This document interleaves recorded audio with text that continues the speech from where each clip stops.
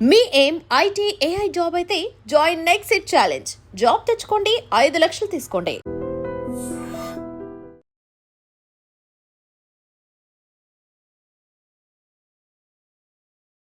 నమస్తే, welcome to I dream weekend update with కవిత.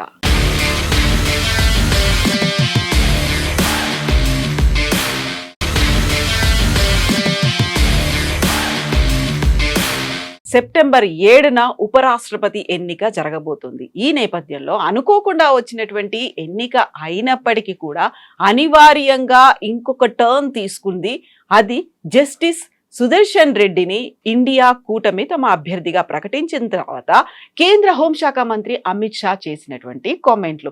యాక్చువల్గా నష్టం ఎవరి వల్ల ఎక్కువ జరిగింది, ఎవరి వల్ల నక్సలైట్లు ఇంకా కంటిన్యూ అవుతున్నటువంటి పరిస్థితి ఉంది. మనతో పాటుగా ఉన్నారు సీనియర్ జర్నలిస్ట్ సి వనజ గారు. హలో వనజ గారు. నమస్తే. మీరు జర్నలిస్ట్ గా నక్సలైట్ల జీవితాలని చాలా దగ్గరుండి చూసొచ్చారు. వాళ్ళకి సంబంధించి రిపోర్టింగ్, అడవులు, కీకారణ్యాలకు కూడా వెళ్ళి వచ్చి వాళ్ళ లైఫ్ స్టైల్ కావచ్చు, వాళ్ళు చేస్తున్నటువంటి చర్యలు, వీటన్నిటి మీద డాక్యుమెంట్ చేసి వచ్చినటువంటి పర్సన్ మీరు. ఇప్పుడు ఉన్నటువంటి ఈ ప్రస్తుత రాజకీయ పరిస్థితుల మధ్య చూస్తే జస్టిస్ సుదర్శన్ రెడ్డి ఇచ్చిన తీర్పు వల్లే సల్వా జుడుం అనేది నిషేధించారు. లేకపోతే మావోయిస్టులు అనేవాళ్ళు ఎప్పుడో అంతమైపోయేవాళ్ళు. ఇంత కంటిన్యూ అవడానికి కారణము ఆయనకున్నటువంటి ప్రో నక్సలైట్ విధానము అనే మాట. యాక్చువల్గా భారతదేశంలో నక్సలైట్లు రావడము అనేదే ఒక రివల్యూషన్గా అభివర్ణిస్తూ ఉంటారు. అలాంటి టైంలో ఇప్పుడున్నటువంటి పరిస్థితుల్లో ఏం జరుగుతోంది, ఎవరు ఎన్నిక అవుతారని మీరు అనుకుంటున్నారు? సరే, ఎన్నిక ఎవరవుతారు అనేది ఎట్లా ఉన్నా కూడా సుదర్శన్ రెడ్డి గారిని నిలబెట్టడం అనేది ఒక రకంగా చాలా మంచి జరిగిందని నేను అనుకుంటున్నాను. ఒక గుడ్ డిస్కషన్ అయితే దేశంలో మొదలైంది. ఉపరాష్ట్రపతి పదవి అనేది నాన్ పొలిటికల్గా ఉండాలి. ఎందుకంటే అది రాజ్యాంగ పరిరక్షణ పదవి. ఆ పదవికి ఉన్న ఒకే ఒక బాధ్యత ఏంటంటే రాజ్యాంగాన్ని పరిరక్షించడం. వాళ్ళకి రాజకీయాలతో సంబంధం ఉండకూడదు. బట్ భారతదేశంలో అది ఎప్పుడు జరగదు, ఎక్కడా జరగదు. అన్ని చోట్ల కూడా వాళ్ళకు అనుకూలంగా ఉన్న వాళ్ళని ఆ పదవుల్లో తెచ్చుకోవాలనే ప్రయత్నం చేస్తారు. ఇప్పుడు కూడా అదే చేస్తున్నారు. బీజేపీ ఒక ఆర్ఎస్ఎస్ పర్సన్ని తీసుకుని వచ్చింది. ఆర్ఎస్ఎస్ అంటే భారత రాజ్యాంగం మీద నమ్మకం లేని సంస్థ. వాళ్ళు మొదటి నుంచి కూడా భారత రాజ్యాంగం మీద కానీ భారత జెండా మీద కానీ నమ్మకం లేదు, గౌరవం లేదు, నమ్మకం లేదు. మనకు తెలిస్తే వాళ్ళు 2001 దాకా కూడా వాళ్ళ ఆర్ఎస్ఎస్ హెడ్ క్వార్టర్స్లో భారతీయ జెండా వేయలేదు. అదొక కోర్టు కేసు అయిన తర్వాత, ముఖ్యంగా భారతీయ జనతా పార్టీ అధికారంలోకి వచ్చిన తర్వాత అప్పుడు అది పదే ఇష్యూ అవుతుంది కాబట్టి జెండా ఎగరేశారు. సో బేసికల్గా ఈ రాజ్యాంగం సరైంది కాదు, ఇది మార్చాలి, ఇది తప్పు రాజ్యాంగం అనేవాళ్ళు, ఈ జెండా మీద నమ్మకం లేని వాళ్ళు. దాని నుంచి వచ్చిన ఒక వ్యక్తి రాజ్యాంగ పరిరక్షకుడిగా రావటం అనేది ఆలోచించాల్సిన విషయం. అది ఒకటి, అది వాళ్ళు భారతీయ జనతా పార్టీ వాళ్ళు పెట్టింది. సో ఇక్కడ మనం సుదర్శన్ రెడ్డి గారి గురించి కూడా మాట్లాడుకుందాం. సుదర్శన్ రెడ్డి గారు న్యాయశాస్త్ర కోవిదుడు. సుప్రీంకోర్టులో ఆయన జడ్జిగా కూడా ఉన్నారు, జస్టిస్గా కూడా పనిచేశారు. ఆయన ఇచ్చిన ఒక తీర్పు గురించి చర్చ జరుగుతుంది. అంటే న్యాయశాస్త్రం గురించి అపెక్స్ కోర్టులు, కాన్స్టిట్యూషనల్ కోర్ట్స్ అంటారు వాటిని, హైకోర్టు కానీ సుప్రీంకోర్టు కానీ, దాని గురించి, వాటి పనిచేసే విధానం గురించి తెలియని వాళ్ళు లేదా వాటి పట్ల గౌరవం లేని వాళ్ళు చేసే వ్యాఖ్యది. ఎందుకంటే అది సుదర్శన్ రెడ్డి గారి తీర్పు కాదు, అది సుప్రీంకోర్టు తీర్పు. సుప్రీంకోర్టు తీర్పును కూడా మనం తప్పు పట్టొచ్చు, పట్టకూడదని ఏం లేదు, పట్టొచ్చు. ఎప్పుడు పట్టొచ్చు అంటే ఈ దేశంలో ఒక లీగల్ డాక్యుమెంట్ ఉంది, అది కాన్స్టిట్యూషన్, రాజ్యాంగం. రాజ్యాంగంకి అనుకూలంగా ఏదైనా తీర్పు లేకపోతే దాన్ని ఎవరైనా విమర్శించవచ్చు. రాజ్యాంగం ఈ దేశంలో కొన్ని హక్కులు ఇచ్చింది, కొన్ని సూత్రాలు ఉన్నాయి, ఆదేశిక సూత్రాలు. వీటికి అనుగుణంగా లేనప్పుడు దాన్ని మనం తప్పుపట్టచ్చు. ముఖ్యంగా సుప్రీంకోర్టులో తీర్పులు, ఇలాంటి తీర్పులు ఎస్పెషల్లీ ఒక్కళ్ళు సింగిల్ జడ్జి కాదు, ఇద్దరు కలిసి ఇచ్చారు. ఆ తర్వాత ఈ తీర్పు మీద దీనికి సంబంధించి అనేక కేసులు వచ్చాయి. కనీసం 11 మంది జడ్జెస్ ఈ తీర్పును మళ్ళీ ఉటంకించారు. అందులో ఒక్కళ్ళు కూడా దీన్ని తప్పుపట్టలేదు. అంటే ఆయన ఒక్కటి తీర్పు మాత్రమే కాదు, సుప్రీంకోర్టులో తీర్పుల్ని టర్న్ చేసిన ఉదంతాలు ఉన్నాయి. జస్టిస్ డివై చంద్రచూడ్ వాళ్ళ నాన్న చేసిన ఒక తీర్పుని ఆయన ఉన్నప్పుడు దాన్ని టర్న్ చేశారు కూడా. సో ఈ తీర్పుల్ని మార్చడం అనేది ఉంది. బట్ ఈ 11 మంది కూడా ఎవరు ఈ తీర్పుని తప్పు పట్టలేదు. ఇప్పటికీ కూడా అది one of the good judgements. ఎందుకు అంటే ఆ తీర్పు ఏంటి అంటే, దండకారణ్యంలో ఉన్న మావోయిస్టులకు, అప్పటికి వాళ్ళని పీపుల్స్ వార్ అనేవాళ్ళు, ఇది జరిగింది ఎప్పుడంటే 2005లో 2005 మేలో నాకు ప్రిసైజ్లీ తెలిసింది, ఎందుకంటే నేను వెళ్ళాను వచ్చాను. నేను మార్చిలో వెళ్ళొచ్చాను, మేలో ఇది స్టార్ట్ అయింది. కాబట్టి నేను చాలా కీన్గా ఫాలో అయ్యాను సల్వాజుడు ఏంటి అని. 2005లో అక్కడ ఛత్తీస్గఢ్లో అప్పుడు భారతీయ జనతా పార్టీ ప్రభుత్వం ఉంది. వాళ్ళు ఏం చేశారంటే అక్కడ ఆదివాసీల్లో ముఖ్యంగా రోడ్ సైడ్ ఉండే వాళ్ళలో లుంపెన్ ఆదివాసీ అంటే చిన్న చిన్న పిల్లలు 15-16 ఏళ్ళ కొంతమంది పిల్లల్ని చేరదీసి, చాలామందిని చేరదీసి, కొంతమంది కాదు, వాళ్ళ చేతికి ఆయుధాలు ఇచ్చేశారు. ఇచ్చేసి మీరు వెళ్ళి గూడాల మీదకి వెళ్ళండి అన్నారు. నేను అట్లా వాళ్ళు వెళ్ళొచ్చిన విలేజెస్కి నేను వెళ్ళాను. నేను చెప్తాను, వాళ్ళు పెద్ద పెద్ద ట్రక్కుల్లో ట్రాక్టర్లో 50 మంది 60 మంది వాళ్ళు పారామిలిటరీ పోలీసులు గన్స్ వేసుకుని ఊళ్ళ మీదకి పోయి ఊళ్ళని తగలబెట్టేసి కనపడిన అమ్మాయిల మీద అత్యాచారాలు చేసి అబ్బాయిల్ని చంపేసి వచ్చారు.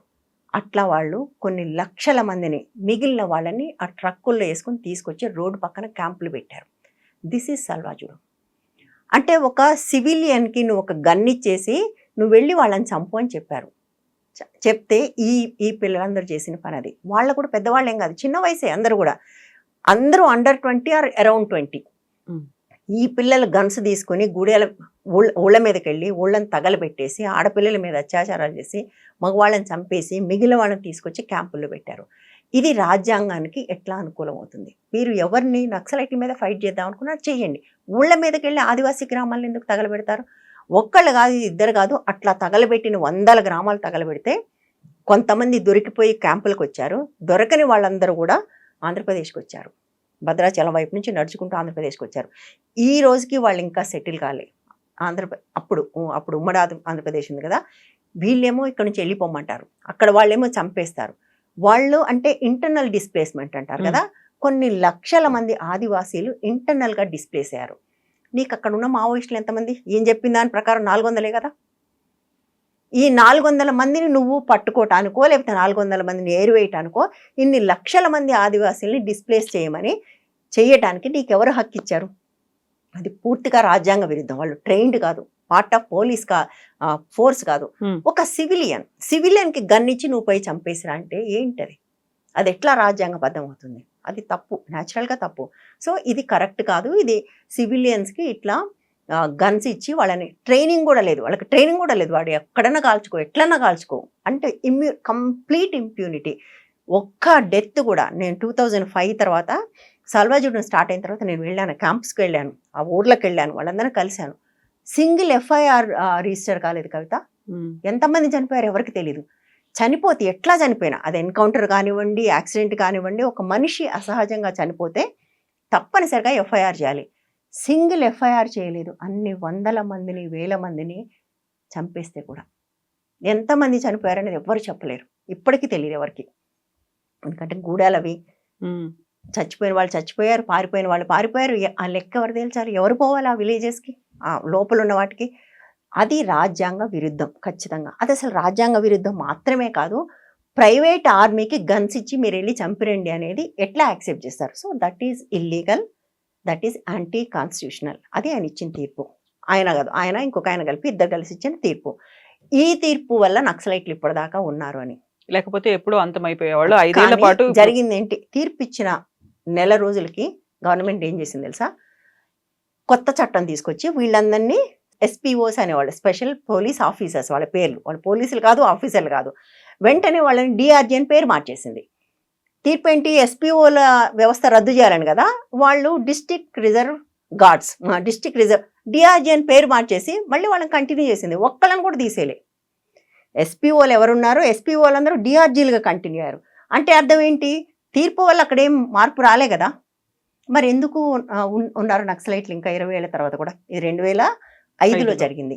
20 ఏళ్ల తర్వాత కూడా ఎట్లా ఉన్నారు? ఎందుకంటే తీర్పు వల్ల అక్కడ ఏమి గ్రౌండ్లో ఏమీ మార్పు రాలే. ఆయన తీర్పు ఇచ్చిన మరుక్షణం చట్టం కొత్తది తీసుకొచ్చి వాళ్ళని డిఆర్జీలని మార్చారు. అంతే చేసింది.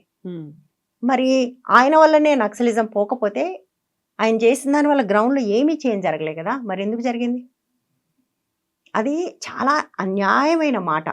ఇక్కడే అసలు మనం గమనించాల్సిన విషయం ఏంటంటే, ఒకవైపు ఉన్న వ్యక్తికేమో రాజ్యాంగం మీద గౌరవం లేదు, దేశ జెండా మీద కూడా గౌరవం లేదు, ఆ సంస్థ నుంచి వచ్చాడు. ఇంకొక ఆయన రాజ్యాంగాన్నే పరిరక్షించడం కోసం ఆయన దగ్గర దగ్గర 50 ఏళ్ళుగా పనిచేస్తున్నాడు. లాయర్గా పనిచేశారు, హైకోర్టు జడ్జిగా పనిచేశారు, సుప్రీంకోర్టు జడ్జిగా కూడా ఆయన కాన్స్టిట్యూషనల్ బెంచెస్లో పనిచేశాడు, రాజ్యాంగ పరిరక్షణ కోసమే పనిచేశారు. రాజ్యాంగ పరిరక్షణ చేయగలిగే అవకాశం లేదా చేసే ఉద్దేశం ఇద్దరిలో ఎవరికి ఉంటుంది చెప్పండి? అంటే మాకు రాజ్యాంగం మీద గౌరవం లేదు, రాజ్యాంగాన్ని గౌరవించే వాళ్ళ పట్ల మాకు గౌరవం లేదని చెప్పడమే కదా అమిత్ షా ఇక్కడ. వాళ్ళు నిలబెట్టిన వ్యక్తి ద్వారా అయినా, ఆయన చేసిన కమెంట్ ద్వారా అయినా. ఆ కమెంట్ చాలా తప్పు. ఆయన అట్లా చేయటం అనేది పూర్తిగా తప్పు. అది నీకు ఆ జడ్జిమెంట్ మీద నమ్మకం లేకపోతే you should go and challenge it. ఎందుకు ఛాలెంజ్ చేయలేదు 10 సంవత్సరాల నుంచి జడ్జిమెంట్ని? ఎందుకు ఛాలెంజ్ చేయలేదు? నువ్వేమో ఛాలెంజ్ చేయవు, ఇక్కడ మాత్రం పొలిటికల్గా వాడతావా? తప్పు కదా అది. ఇప్పుడు అమిత్ షా చేసినటువంటి వ్యాఖ్యల తర్వాత దేశవ్యాప్తంగా ఒక చర్చ మొదలైంది. ఇదే చర్చ న్యాయవాదుల్లో కూడా మొదలైంది. ఇక్కడ లీగల్ సిస్టానికి సంబంధించి గతంలో ఇచ్చినటువంటి తీర్పుల మీద ఇది ఎఫెక్ట్ పడుతుందా, మళ్ళీ వాటిని రివిజన్ చేయాల్సినటువంటి అవసరం ఉంటుందా అనే ఒక చర్చతో పాటుగా 18 మంది అప్పుడు పనిచేసినటువంటి న్యాయవాదులు రాసినటువంటి లెటర్ కావచ్చు, దానికి ఆపోజిట్గా 58 మంది మళ్ళీ దాన్ని ప్రోగా యాంటీగా మాట్లాడుతున్నటువంటి వీటన్నిటినీ చూస్తూ ఉంటే మళ్ళీ ఒకసారి లీగల్ సిస్టమ్ మీద కూడా అది ఇంకో చర్చ మొదలైపోయింది. సో ఏంటిది ఒక చర్చకి చర్చ లీగల్ సిస్టమ్ మీద నిజంగా చెప్పాలంటే మనకు ఇప్పటికీ భారతదేశంలో చిట్ట చివరికి మిగిలిన ఏకైక హోప్ అది. బట్ ఆ హోప్ పోయింది. అది చాలా ఏళ్లుగా పోతుంది, ఈ మధ్య కాలంలో పూర్తిగా పోయింది. ఎందుకంటే మనం జడ్జిమెంట్స్ చూస్తున్నాం కదా, పొలిటికల్ జడ్జిమెంట్స్ వస్తున్నాయి. వాళ్ళు రాజ్యాంగానికి అనుగుణంగా ఇవ్వాల్సిన చాలా జడ్జిమెంట్స్ పొలిటికల్ జడ్జిమెంట్స్గా వస్తున్నాయి. ఇదే మీరు 18 మంది 52 మంది ఉంది కదా, ఇది చాలా ఆసక్తికరం.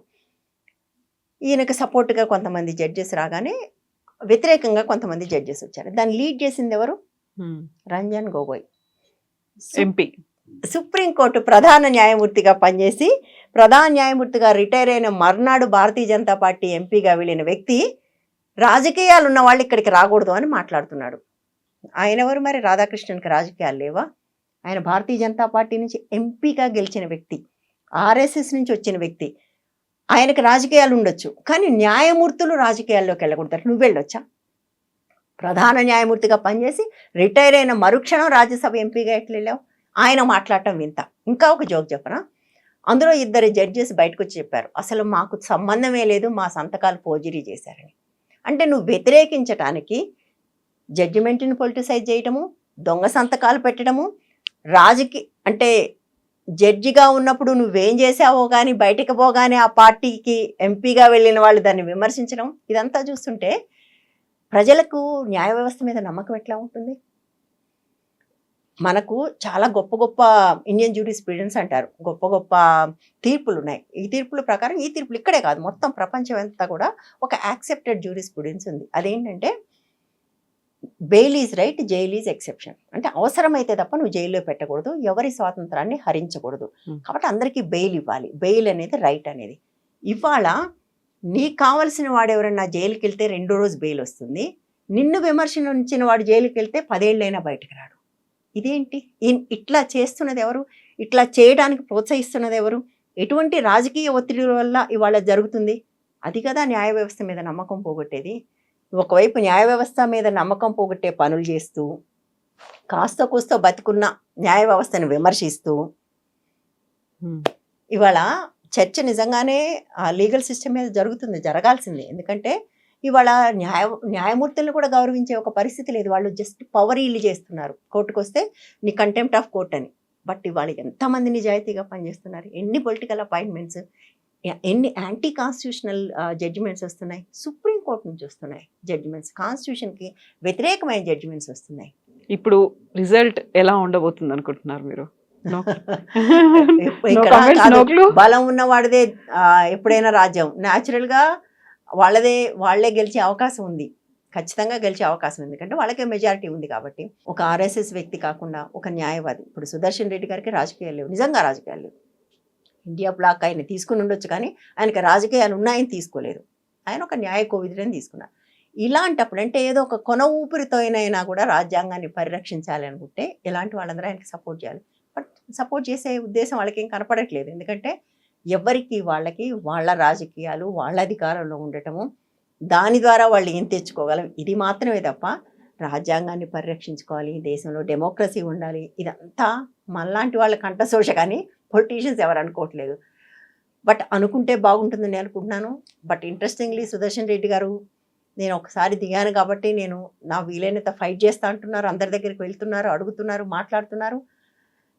జరగకూడదని కూడా ఏం లేదు. ఎందుకంటే నీలం సంజయ్ రెడ్డి గారు అనుకుంటాను, నాకు సరిగ్గా గుర్తులేదు, I think you need to correct me if I'm wrong, నాకు కూడా తెలీదు. కాంగ్రెస్ తరఫున ప్రెసిడెంట్ బరిలో క్యాండిడేట్గా పెట్టి ఇందిరాగాంధీ ఓడించింది. Because she doesn't want him to win. ఆమెనే చెప్పింది ఆత్మ ప్రబోధం ప్రకారం ఓటేయండి. ఓటేయండి. ఇప్పుడు కూడా అంతే, మీరు ఆర్ఎస్ఎస్ రాజ్యాంగం తేల్చుకోవాల్సిన ఒక పరిస్థితి ఉంది. బట్ దేశంలో పొలిటికల్ పార్టీస్ అంత సెన్సిటివ్గా ఉన్నాయన్నది ప్రశ్న. ఒకవేళ సెన్సిటివ్గా ఉంటే ఆయన గెలుస్తారు, ఖచ్చితంగా గెలవాలి కూడా. ఎస్ వనజ గారు, థ్యాంక్ యూ సో మచ్ అండి. Thank you. Thank you. And for more videos, Please subscribe to iDream. Please subscribe to iDream. Please subscribe iDream. And please subscribe to iDream. For more videos, subscribe to iDream. please like, share and subscribe to the channel. Congratulations, iDream. Subscribe to iDream. Subscribe to iDream. So subscribe to iDream Media. iDream की iDream team अंदर की huge congratulations. Please subscribe iDream Media. Please subscribe to iDream. Subscribe iDream. Please subscribe to iDream. iDream అంటే నా కళల ఛానల్ను subscribe చేసుకున్న నోరు తిరుగుతలేదు, మీరైతే గంట గుర్తు కొట్టండి. For more such videos, please subscribe to iDream. Subscribe to iDream. Please subscribe to iDream. Please subscribe iDream Media. Please do subscribe to iDream. Please subscribe to iDream Media. For best entertainment and information, please subscribe iDream. And don't forget to subscribe to iDream.